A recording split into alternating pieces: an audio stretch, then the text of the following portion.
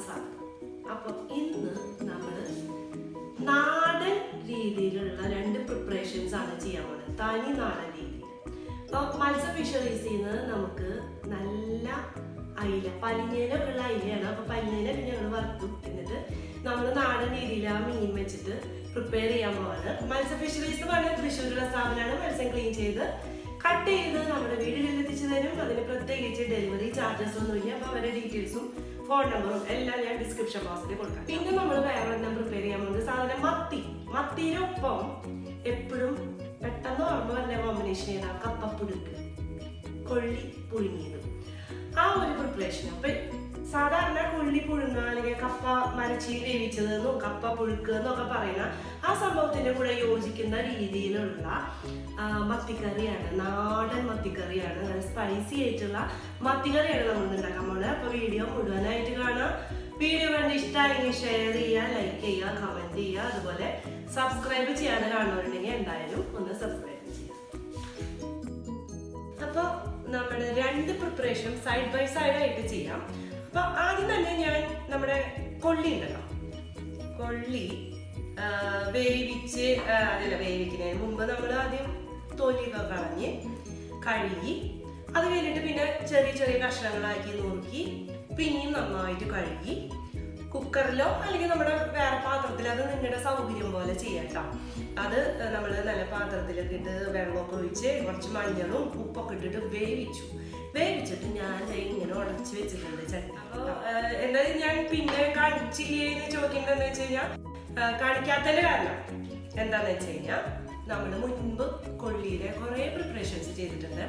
പ്രത്യേകിച്ച് തട്ടുകട കപ്പ മുട്ട മസാല ഉണ്ട്, തട്ടുകട സ്റ്റൈൽ. അതിൽ ഞാൻ കൊള്ളി വെട്ടണതും എല്ലാം ചെയ്യുന്നത് ഞാൻ കാണിച്ചിട്ടുണ്ട്. അപ്പൊ പിന്നെ വെറുതെ നേരം കളയുന്നല്ലോ എന്ന് വെച്ചിട്ടാണ് വർത്താനം പറഞ്ഞ നേരം പോകുന്നില്ല. അപ്പൊ ഈ സംഭവം അവിടെ ഇരിക്കുന്നുണ്ട്. അപ്പൊ അത് അവിടെ ഇരിക്കട്ടെ. അപ്പൊ നമുക്ക് അതിൻ്റെ ഇടയിൽ മീനിന്റെ പ്രിപ്പറേഷൻ സ്റ്റാർട്ട് ചെയ്യാം കേട്ടോ. അപ്പൊ മീൻ പ്രിപ്പയർ ചെയ്യാൻ വേണ്ടിയിട്ട് നമ്മളിത് 1 കിലോ മത്തിയാണ് കേട്ടോ. നല്ല കഴുകി നല്ല വൃത്തിയാക്കി കുട്ടപ്പന്മാരായിട്ട് ഇവിടെ വെച്ചിട്ടുണ്ട്. ഇനി ഞാൻ കഴുകണില്ല കേട്ടോ, അത്ര നന്നായി കഴുകി വെച്ചിട്ടുണ്ട്. ഞാൻ മൺചട്ടി എടുത്ത് വെച്ചിട്ടുണ്ട്. അതിലേക്ക് നമ്മൾ വെളിച്ചെണ്ണ കുറച്ച് ഒഴിച്ചു കൊടുക്കാം. ഒരു 2 ടേബിൾ സ്പൂൺ വെളിച്ചെണ്ണ നമുക്ക് ഒഴിച്ചു കൊടുക്കാം കേട്ടോ.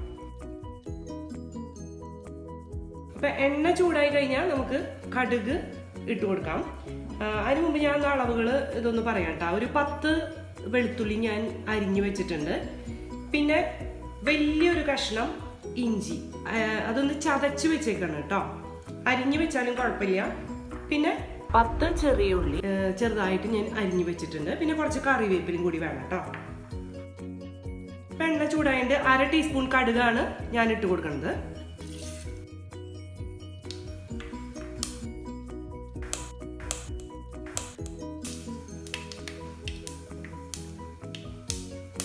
ഇതിലേക്ക് നമ്മൾ ഇഞ്ചി ഇട്ട് കൊടുക്കാം, വെളുത്തുള്ളി,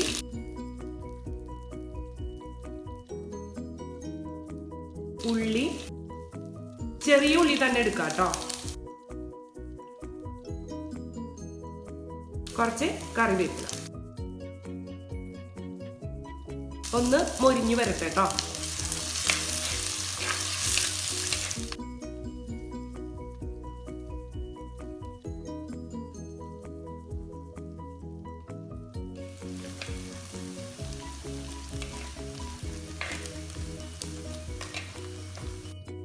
അപ്പൊ ഏകദേശം മൊരിഞ്ഞു വന്നു തുടങ്ങിയിട്ടുണ്ട് കേട്ടോ. ഇനി ഇതിലേക്ക് നമ്മളൊരു 4 ടേബിൾ സ്പൂൺ കാശ്മീരി മുളക് പൊടിയാണ്. അപ്പൊ വലിയ എരിവൊന്നും ഉണ്ടാവില്ല കേട്ടോ. ഇത്രയ്ക്ക് എടുത്തു കഴിഞ്ഞാൽ നമ്മുടെ സാധാരണ മുളക് പൊടിയാണെങ്കിൽ ഒരു 2 ടേബിൾ സ്പൂൺ മാത്രം എടുക്കാം. അപ്പൊ ഇതിന് ഒരു കൊഴുപ്പും കൂടി കിട്ടും. അപ്പൊ നമ്മൾ തീ കുറച്ച് വെച്ചിട്ട് മാത്രം ഇതിലേക്ക് ഇട്ട് കൊടുക്കാം.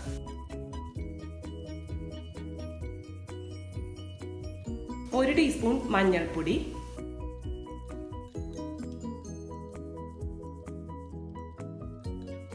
ടീസ്പൂൺ ഉലുവ പൊടിച്ചത്,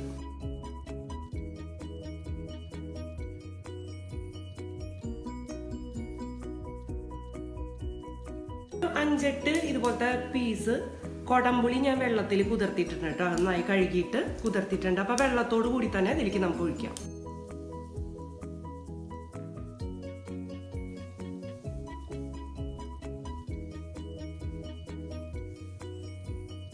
അപ്പോൾ ഈ മുളക് പൊടി ഈ പൊടികളിട്ട് ഒന്ന് മൂത്ത് വരണം. അപ്പോൾ 1 മിനിറ്റ് ഒന്ന് ജസ്റ്റ് ഒന്ന് സോട്ട് ചെയ്തെടുക്കുമ്പോഴത്തേക്കും ചെറുതായിട്ട് ഇതിൻ്റെ ഒരു കളറൊന്ന് മാറും. എന്നാൽ കരിയരുത് കേട്ടോ. അപ്പോൾ വെള്ളം കൂടി ഒഴിച്ച കാരണം അങ്ങനെ പ്രശ്നമൊന്നും ഉണ്ടാവില്ല. നമ്മൾ തീ കുറച്ച് വെച്ചിട്ട് മാത്രം ഇളക്കിയെടുക്കാം. നമ്മളിതിലേക്ക് ആവശ്യത്തിന് സോൾട്ട് ഇട്ട് കൊടുക്കാം. ഒരു 3 കപ്പ് വെള്ളം ഒഴിച്ചു കൊടുക്കാം.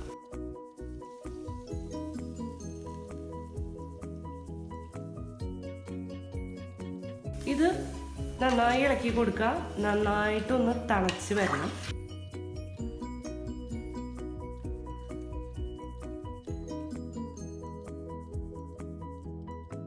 അപ്പം നമ്മുടെ ഗ്രേവി തിളച്ച് തുടങ്ങിയിട്ടുണ്ട് കേട്ടോ. അതിലേക്ക് നമുക്ക് ഓരോ മീനായിട്ട് അങ്ങോട്ട് ഇട്ട് കൊടുക്കാം.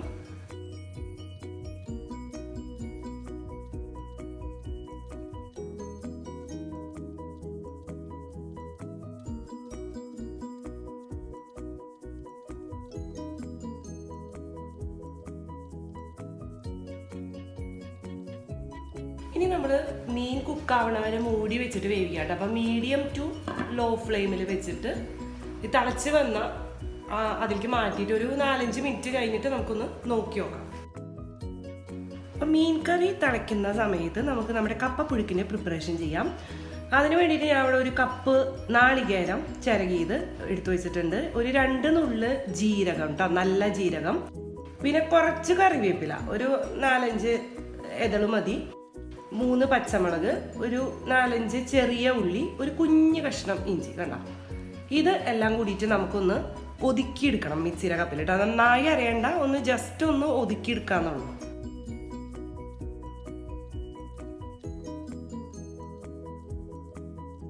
വേണമെന്ന് വെച്ച് കഴിഞ്ഞാൽ സ്വല്പം വെള്ളം ആഡ് ചെയ്യാം കേട്ടോ.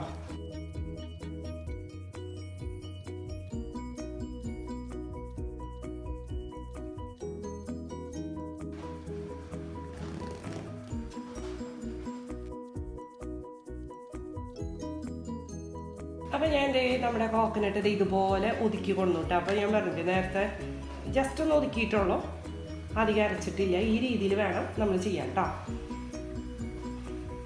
ഇത് നമ്മുടെ ഇതിലേക്ക് ഇട്ട് കൊടുക്കണം. അത് ഞാൻ ഫ്ലെയിം ഓൺ ചെയ്തിട്ടുണ്ട്. കപ്പ കൂട്ടിലേക്ക് ഇതിട്ട് കൊടുക്കാം. കപ്പ വേവിച്ചതിലേക്ക് ഉടച്ച് വെച്ചിട്ടുണ്ട്, അതിലേക്ക് ഇട്ട് കൊടുക്കാം. ഇനി നന്നായിട്ടൊന്ന് മിക്സ് ചെയ്ത് കൊടുക്കാം കേട്ടോ. അത്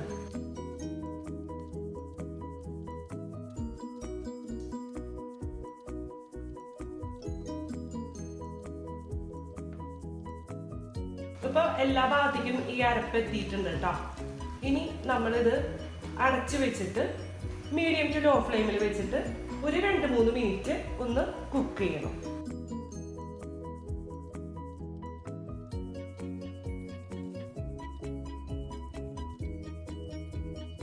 അപ്പൊ നമ്മുടെ കപ്പ അവിടെ ഇരുന്ന് ഒരു 2-3 മിനിറ്റ് വേകട്ടെ. ആ സമയത്ത് നമുക്കൊന്ന് ജസ്റ്റ് തുറന്നു നോക്കാം.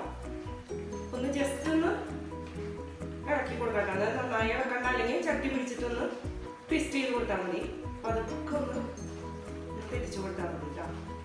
ഒന്നുകൂടി കുക്കാവാനുണ്ട്, ഒന്നുകൂടി അടച്ചു വെക്കാം കേട്ടോ.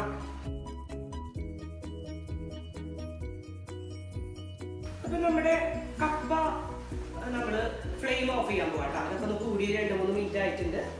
ഫ്ലെയിം അവിടെ ഓഫ് ചെയ്തിടാം.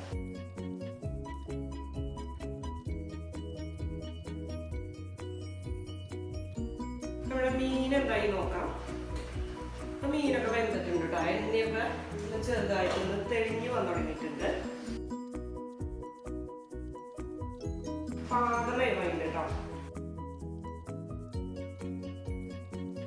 ഗ്രേവി ഒക്കെ കുറച്ച് തിക്കായി വന്നിട്ടുണ്ട്. ആ സമയത്ത് നമുക്ക് ഒരു 1/4 ടീസ്പൂൺ കായം പൊടി,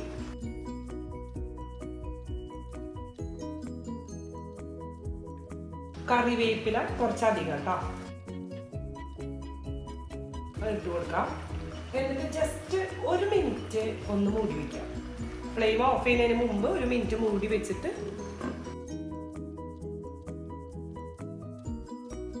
അപ്പോൾ ഞാൻ നമ്മുടെ ഫിഷിന്റെ ഫ്ലെയിം കൂടി ഓഫ് ചെയ്തിട്ട് ഇപ്പോഴത്തേക്ക് നമുക്ക് മാറ്റി വയ്ക്കാം.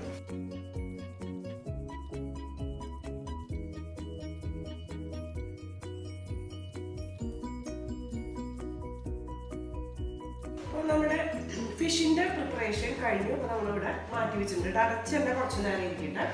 ആ സമയത്ത് നമുക്ക് നമ്മുടെ കപ്പ പുഴുക്കിലേക്ക് കുറച്ച് കാച്ചിടാനുണ്ട്. അതിന് വേണ്ടി നമ്മളൊരു പാൻ അടുപ്പത്ത് വെച്ചിട്ടുണ്ട്. അതിൽ കുറച്ച് വെളിച്ചെണ്ണ ഒഴിച്ചു കൊടുക്കാം. അപ്പോൾ കാച്ചിടാൻ വേണ്ടിയിട്ട് നമ്മൾ എടുത്ത് വെച്ചിരിക്കുന്നത് ഒരു 1/2 ടീസ്പൂൺ കടുക്, പിന്നെ വറ്റൽമുളക് ഒരു 4 എണ്ണം, പിന്നെ ഒരു 3 ചുവന്ന ഉള്ളി അത് അരിഞ്ഞിട്ടിട്ടുണ്ട്, 2 വെളുത്തുള്ളി അതും അരിഞ്ഞു വെച്ചിട്ടുണ്ട്, പിന്നെ കുറച്ച് കറിവേപ്പില കേട്ടോ. അപ്പൊ ചൂടായി കഴിഞ്ഞാൽ നമുക്ക് കടുകിട്ട് കൊടുക്കാം. വറ്റൽമുളക്, ഉള്ളി, വെളുത്തുള്ളി,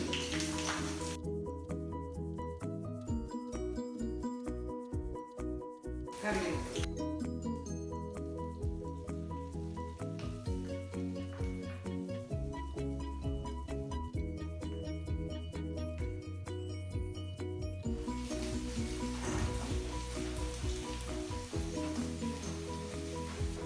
ഇനി നമുക്കത് കപ്പയുടെ മുകളിലേക്ക് ഇട്ട് കൊടുക്കാം കേട്ടോ.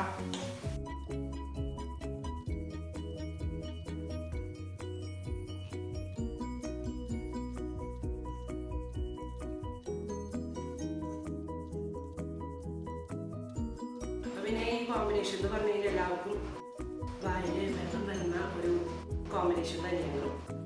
അപ്പോൾ നിങ്ങൾ എന്തായാലും ഇതേപോലെ ഒന്ന് ഉണ്ടാക്കി നോക്കാം.